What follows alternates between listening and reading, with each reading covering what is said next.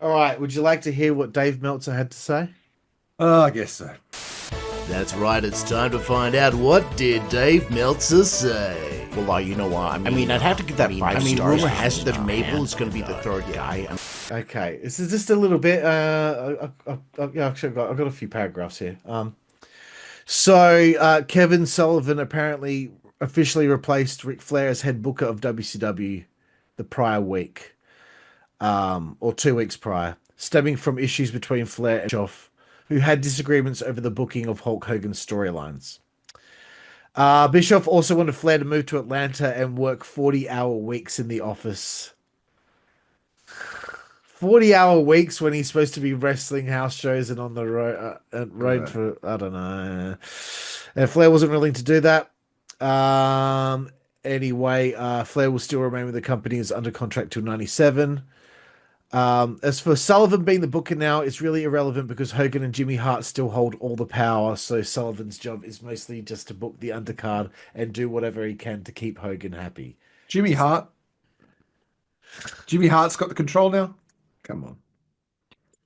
I know Jimmy Hart used to book WCW Saturday Night like in like 99, you know, but I don't know.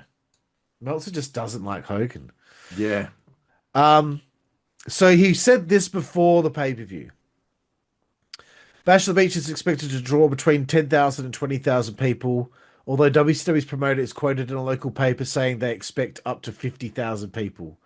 The show is free and takes place outside on the beach, and a good day with good weather, there's usually about 40,000 people on the beach. Well, there was 9,500 people there.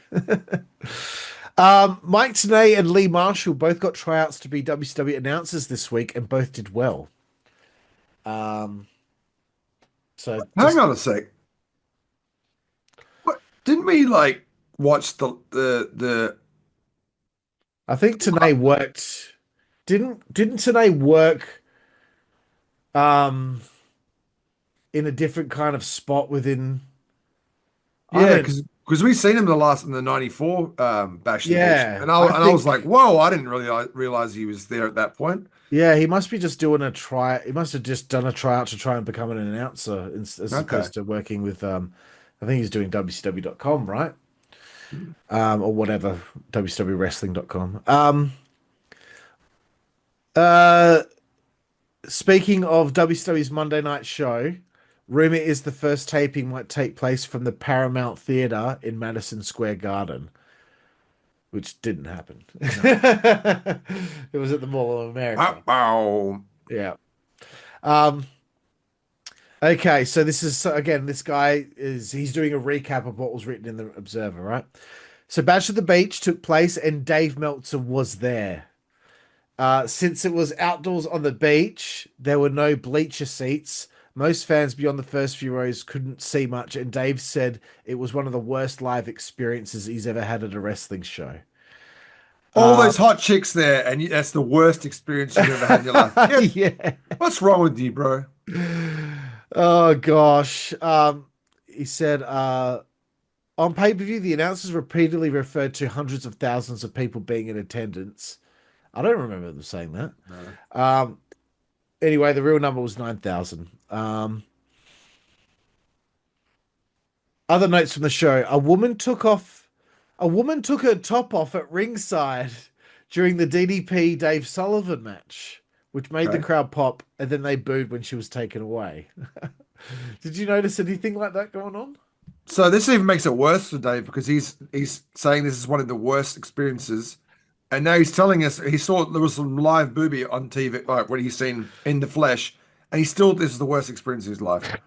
Come on, man. Hogan beat Vader in a cage match by climbing out, which means Vader managed to get through an entire months-long feud without Hogan ever eating a pinfall. Afterwards, Vader seemingly turned face against Flair. Everything else mostly sucked. Ultimate Warrior was also backstage at the pay-per-view discussing ideas for a 1996 feud with Hogan. But given that WWF owns the Warrior name and likeness, Dave thinks it's unlikely to happen unless he legally changes his name to Warrior or something. Okay, well, that's what the Warriors backstage. I don't think Warrior was backstage. Why would he go to the fucking show on at the beach to talk turkey?